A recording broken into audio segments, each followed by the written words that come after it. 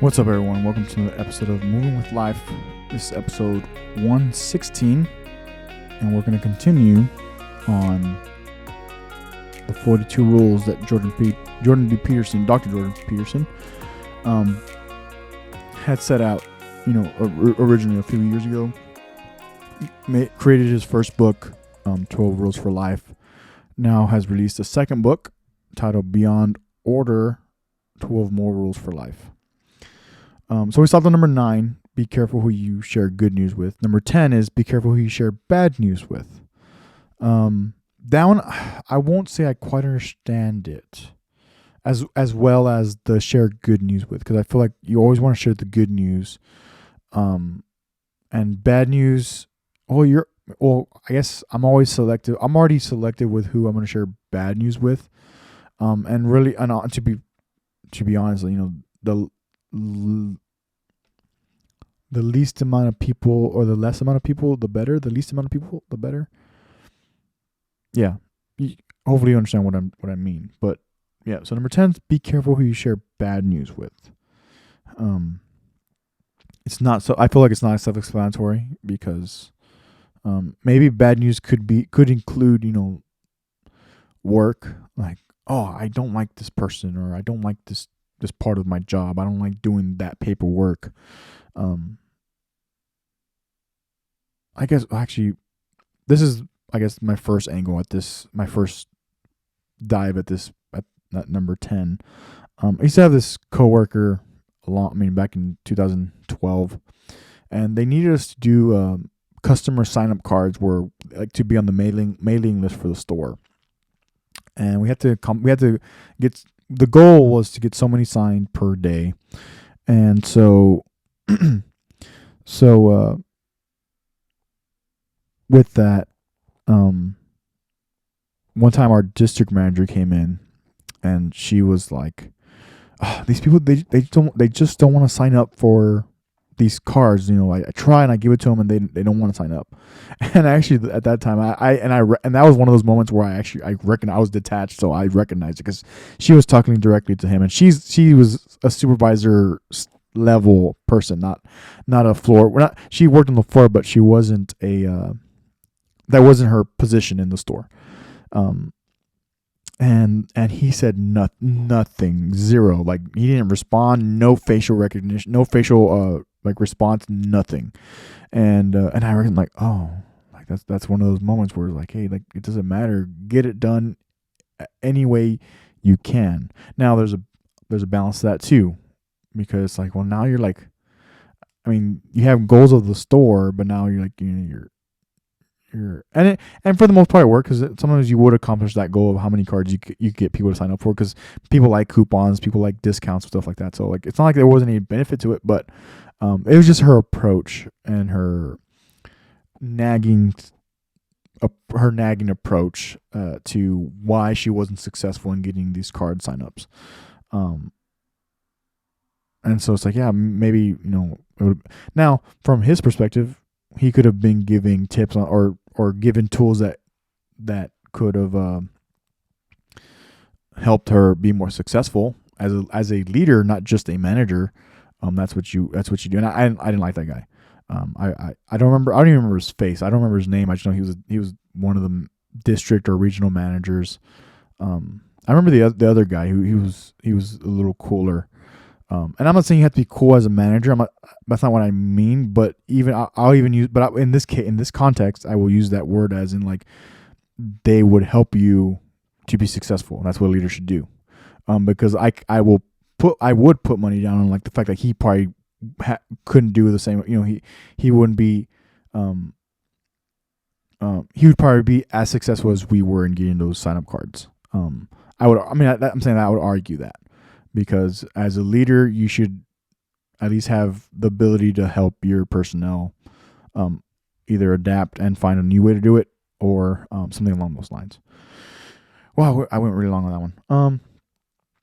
Number 11, make at least one thing better everywhere you go. That's a good one. Because my approach approach, and even now when I talk to my nurses and my docs, and if we're having a conversation, or if the conversation leads a certain way, I always resort to, I just try to bring my best game every shift. I try, and that includes getting enough rest to then be ready mentally and physically for that, that next day, because you kind of never know what's going to come in, who's going to need help, and what help they're going to actually need. But yeah, that's my approach. That's my current, I guess, thing how I'm going about. But that's how I can relate to number 11. Make at least one thing better everywhere you go, and sometimes that's taking out the trash. Sometimes that's asking some for help. Sometimes that's asking if anybody needs help, or doing something that's something that needs to be volunteered for, and no one wants to volunteer for it, and then you do that, and you get the job done, and you're done with it. Number 12, imagine who you could be, and then aim single-mindedly at that. I'm still working at that. Who could I be? And actually, Matthew McConaughey has a great when he won I think the Oscar for, is it Texas or Dallas Buyers Club, something like that. When he won that award, and he says, when I was 15 years old or something, he had seemed like some type of mentor or family member said, "Hey, who do you want to be?" Or who do you want to be? I think is what the question was, and then he's like, and then Matthew McConaughey says, I don't know. So he's like, well, think about it and come back to me. So I guess he asked him a little bit later, who do you want to be? He's like, well, I want to be me. I'm aiming to be me in 10 years. I'm trying to get to who Matthew McConaughey will be in 10 years. And so then, so much time goes by, and then he's like, what about now? Did you reach him? He's like, no, I want to be me in 10 more years. So I haven't sat down though to see who I want to be. I have these goals, I have ambitions, I have things that I want to accomplish, things that I want to learn, places I want to go. But I don't think I've gotten down to imagine who you could be and then aim single-mindedly at that. I don't think I've gotten to that, even me, at this point in my life. So number 13, do not allow yourself to become arrogant or resentful. Immediately, when I got to that one in listening to it and then writing it down, do not allow yourself to become arrogant or resentful. Arrogant, I try my best not to. But resentful was, I immediately thought of when I was deciding to when I was deciding that I wasn't going to play music anymore. Because it took me a solid 3 months. It wasn't an overnight decision. I think I've talked about that briefly, but I'll talk about it again because that's where I relate as far as number 12 or number 13. Sorry, number 13. Where things in my mind started changing, and it's like I don't only not want to do this anymore. It's like I'm not the same person that I was when I started this. And so I felt like I was becoming resentful to myself, and I didn't want to, because I felt like if I was doing that to myself, then I was going to do that to others, and I didn't want to do that. I didn't want to burn, I didn't want to tap the well. I'd rather keep my relationships, keep my friendships over, my job. And there needed to be a change in that. And I made that change, when I made the decision in 2018, which is already 3 years ago. It's so crazy. Started making these incremental changes to what I was going to do next and what I'm doing now. That's what took me back to for number 13, as far as don't be arrogant or resentful. Definitely didn't want to do that. Didn't want to, it's like, yeah, I'm done for now. Number 14, try to make one room in your house as beautiful as possible. I guess I could say that about my room. I mean, cleaning, allows me to just kind of like take action and kind of a procrastinate anyway. But with cleaning, it allows me to be passive and just kind of get my mind off of things. And so there's that. But like as far as my room, I've been collecting. So like back home, I used to collect these little like rubber ducks, and they're there. I mean, they're there at my parents' house. I did that for a little while. So like when I went to Nashville, I got one. Little bits here, little places here and there. As I found them, I would buy them and I would take them home, and have them there. I have a little Santa one. I have one or two from Nashville. One from it's like a World War II museum. I have that. But lately, aside from like hoodies, that's why there's 2 hoodies. Because that's kind of like the fix I'm on right now. But with that, you can only see like partial, maybe this flag partially. But I've been collecting flags from organizations that I support. Most of them are veterans or active duty run. Then I have a U.S. flag that I've had for years now. I've probably had it for almost maybe since 2012, 2013, and then my Texas flag, which I happen to. It's actually a curtain because it's supposed to be long ways. There's no like a little rivet. I forget what they're called. The little rivets where you can hook it onto like a flagpole. But I have it with me anyways because I've had my Texas and my U.S. flag for a long time. This one is actually probably, well, aside from the other 2, but this one's probably my 3rd newest, and then the other 3 that I have. So I have 6 total. I don't want to ramble on too much about flags, but that's what that's what I feel makes my room my room. You know, it's like you come in and you see them. It's like, oh yeah, this is definitely Andy's room.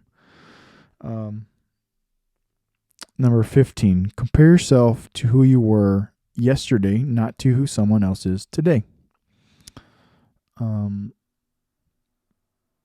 This can go back to like influencers and what I'll continue. I guess what I can add on to that is like major league professional sports players, so baseball, football, basketball,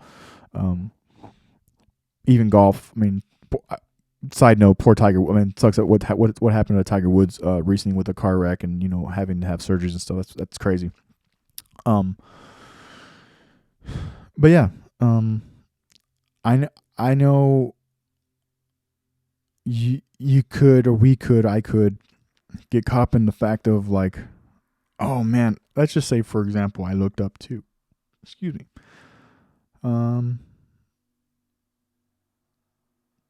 who can I don't know, because I guess I'll just use the simple example because I was like, well, why am I making this so complicated? So let's just say Jocko Willink. Man, that he's been a Navy SEAL. He lifts a bunch. He's a black belt in jiu-jitsu. He actually he used to flip real estate. I don't know if he's doing it now, but he used to flip real estate. He has a podcast, successful podcast. He reviews whole books for episodes. He seems to have a great relationship with his family, his wife and kids. They have they have what looks like a solid relationship. He surfs, and he's written a bunch of books. And if I throw myself into like, oh, why can't I write like that? Or why don't I have that yet? Oh, I can't surf. I could never. With that list I just gave, there could be plenty of things I could compare myself to versus like, hey, I've made a podcast. I'm trying to do my best here. I go to work. I try to do my best there. I'm trying to learn, but then with that learning, I'm trying to also the OJT, the on the job training, which sounds like worse than it is, because it's like, no, like it's going through it and asking the doctor's questions, asking the nurses questions, and then doing it myself. That's an example that could be, and I'm glad that it's like, no, like, oh, he's doing this. Oh, I think I can apply that here. I think I know where I can take that principle. Prioritize and execute. Simple but not easy. There's no bad teams, only bad leaders. Things like, no, and it comes with time though, because I feel like, you know, um, not if I would have discovered him sooner, but maybe, in a different, maybe me listening, or maybe me discovering him, let's say a few years before I discovered him, maybe I wouldn't have had the same approach and the same outlook to then take the theories and try to apply them to my own life. That's the best way I can put it. 16. Work hard as you possibly can on at least one thing and see what happens. Kind of doing that now, trying to. I don't want to talk about it too much because then I feel like it then it dissipates into the universe, and I don't want to do that. But you could do that. These are principles that I'm bringing to here so that I can share with you all too. So yeah. That was 16. Work as hard as you possibly can on one thing and see what happens. I like photography. I have vlogs that they're private for now because of my situation, but they'll be released later in the future. So I also fall into the multiple. Like I have a guitar, so I play that, but it's definitely like a hobby. It's a me thing. It's an outlet for me. So yeah, I'll move on. Number 17. If old memories still make you cry, write them down carefully and completely.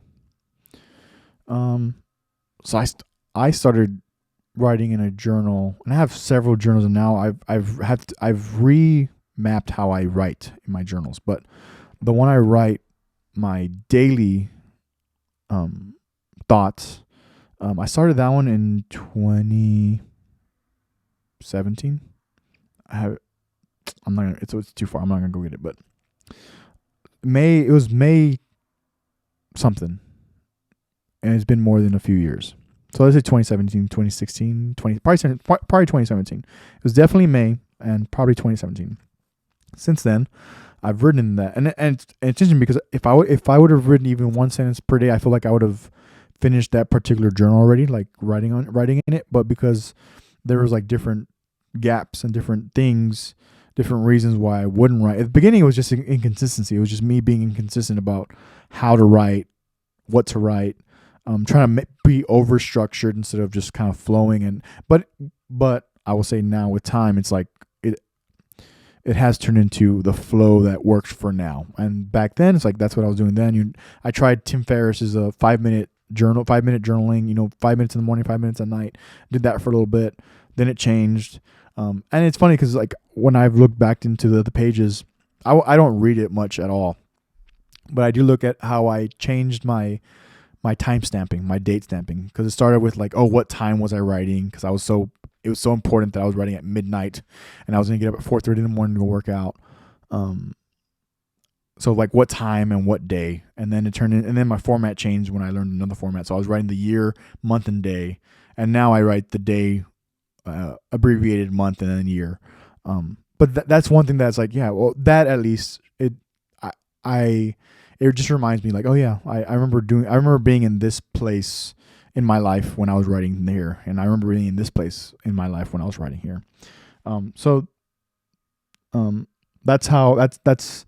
That's me. So as far as old memories, I personally let time take care of them. Because also like usually the memories are good things, and that's why it makes you emotional. It'll make you emotional. Maybe you won't cry right away or whatever, but maybe they make you emotional. I mean, whether it's sad or angry. But writing is good though. And going back to some other things that I've talked about, even if you do it bad, like the self-authoring program and all this stuff, but even if you do it poorly or what you think is bad, writing it out will still be, I will argue it is helpful, because I know me writing period, it's like, oh yeah, like, cool, I put that down, my day's over, and that's it. It's usually writing is usually the last thing I do in my day is I write. I try to do 30 minutes, which is 30 minutes of no social media. That's my last 30 minutes of writing and reading. Sometimes like after work, I'm like so tired that I'll literally write, the summary. I'll write just a couple words per sentence, to just describe either what I'm thinking, what had happened, and then go to bed. So that, like something like that. Number 18, maintain your connections with people. Yeah, maintain your connections with people. You never know, because it's not always necessary for help, but you just never know where that person's going to be in their life in the future, and where you're going to be in your life in the future. And while this one you could think of, oh well, you don't want to burn bridges because you never know when you're going to need that person. It's like, I don't take it like, I guess I'm at a point in my life because I have, my circle, and I tried to expand it, just because like there's people that I've met over the past couple of years that's like, oh yeah, like if I wouldn't be doing what I'm doing now, I would have never met these people, right? So it's like, oh, I try to keep the connection, even if it's monthly or even once every 3-4 months, once every 6 months, just a little catch up, basically. But that's one of his rules. Number 18, maintain your connections with people. Number 19, do not carefully denigrate social institutions or artistic achievement. I underline denigrate because I don't know exactly what it means. I am for the arts. I am for whether it's music, draw. I can't draw, so like if you can draw, all the power to you, because I enjoy watching that type of talent, because it's not that I haven't tried or I couldn't practice, but I'm not gonna put the time. I'm not gonna put the time in right now because this is my focus. This is my practice. But I will look up denigrate. Denigrate means to speak damagingly of, to criticize in a derogatory manner, to defame, to treat or represent as lacking in value or importance, to belittle, to disparage. So perfect. So yeah, I completely support the arts. As far as social institutions, I don't know exactly what he means by that. Maybe you can fill me in on that, but when he talks about artistic achievements, I think of actual like actors, actresses, painters, obviously songwriting, is probably the biggest one for me, because there's so many that I know personally, and then there's those that I know their names because they've written a lot of my favorite songs. So yeah, that one definitely, yeah. Do not care, and that's why he says carelessly. Like you don't want to just be like, yeah, or maybe you are the artist and you're criticizing somebody else. So let's not do that. That doesn't solve anything. Just go make your art. Just make your art, and do more of it. Number 20. Where are we at in time? Okay. Number 20. Treat yourself as if you are someone that you're responsible for helping. I remember hearing about this one from him a while back, and it's actually very hard for me to do this. I don't like asking for help as it is. But to help, I will try to be one of the top ones to volunteer. Like, hey, bet I'm in. I'll help you, or I'll do it, or whatever. Whatever the help means.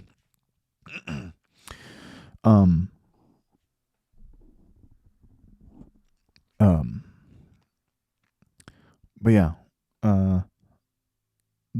Let's see, where am I at? Treat yourself as if you are someone that you're responsible. And see, that's probably the biggest thing, because that's where you can dive into like his word selection, responsible for helping.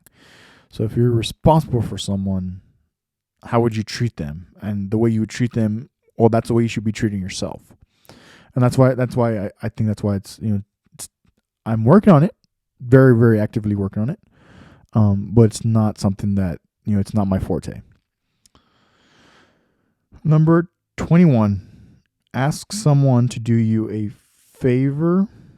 Where am I at? To do a small favor, so that he or she can ask you to do one in the future. Same thing between 20 and 21. Treat yourself as if you are someone that you're responsible for helping. And 21 is ask someone to do a small favor so that he or she can ask you to do one in the future. I think I have done it more recently, or maybe not even doing a favor, but I'll ask for help more often than I used to. And it's something I struggle with, because even, some of my, I'll say, superiors, like, hey, you need to ask for help when you need it. I said, and I would say, okay, but then I get back into that same situation. I'm not, but I will say I'm trying to do better. And in this case, he's talking about asking a favor for like doing a favor right now for a future favor. So it's a little bit different than asking for help in general, but that's the only way I can associate right now.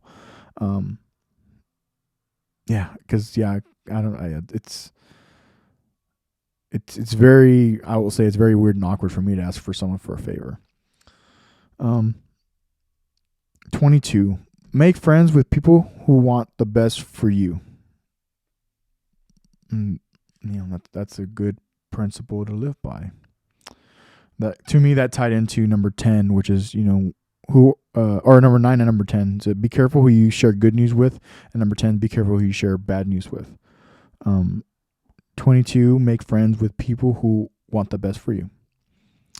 And maybe your friends won't be all 5 in your 5-person circle. Maybe you have 2 family and 3 friends, 3 family, 2 friends, whatever that looks like.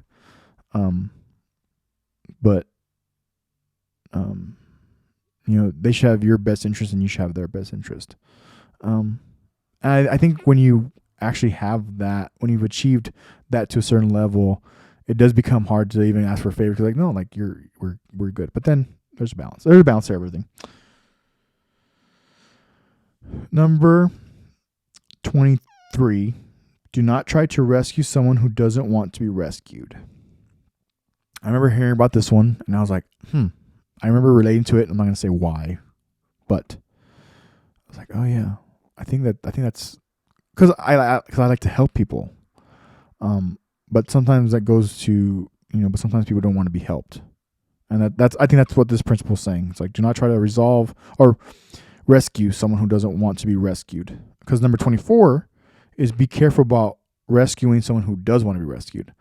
So between that, it's like, sometimes people don't want help. And what I have been able to do, especially for people that I've grown to acknowledge as more than associates, it's like, as long as they're not going to die or it's not life threatening, I can kind of let them fall in the grass, fall on their hands, as long as it's not life threatening. And because sometimes only time will allow them to learn whatever lesson needs to be learned. But yeah, 23 and 24 are very, very interesting to me as well. Yeah. So 24 is be careful about rescuing someone who doesn't want to be rescued. Number 25, and I'm gonna end here. Number 25. Nothing well done is insignificant. And I for me personally, I remember when I heard that, it gave me just a sense of relief, because I never felt like my work or my standard of myself in my work would be overlooked or didn't matter. But when I read this principle a while back, I was like, okay. So it helped me just say, okay, then I'm going to keep doing what I'm doing. Because there had been moments where it's like, I do question, well, do I try to take care of as many, because really, so for example, you want to take care of all your patients, right? But sometimes there's only so much you can do, and that's it. But then there's sometimes where like you want to do more. I guess it's still tailoring into this part, but you want to do more, but you actually can't. So you actually have to move on to the next patient, because the level of care is now done, at least for now, because time either needs to pass or it's something out of your scope of practice, whatever it may be. And I remember having that conversation, and this is he's one of my superiors, and he's helped me so much. Hopefully, and honestly, hopefully one day with all these people that I've been able to meet, like we can have conversations on the podcast in the future. Just can't do it now. But he's like, my approach is to have the max amount of patients possible and give them a good level of care. And for me, sometimes I get caught up in a patient. And it's like, well, if giving better care to less amount of patients, but the care's better, sometimes I fall into that realm. And really, it's not up to me as far as number of patients, but it was a theory and example that we got into. It was a conversation we got into, and it's like, well, what's your approach? Because I remember some. I think about, what did I do? What did I do here? What was I thinking here? And then having that conversation, he's like, well, we're all gonna kind of do our own thing, but that was his approach, and this is my approach, even with that. Nothing but number 25 and one here. I'm going over time again, but nothing well done is insignificant. So hopefully you can even if you take just that one for today, as you listen to this, that any work that you're genuine with and you give your best to, it won't be, maybe you think it's gone unseen, but hopefully it doesn't, and hopefully, and know that even then, if your quality of work is so high, it's going to pay off. It's going to pay off in dividends, to things that you do in the future. So at least we got another chunk done there. We got a few more done than the last time. So don't forget to take care of yourself mentally and physically. Take care of each other. Take care of your teams.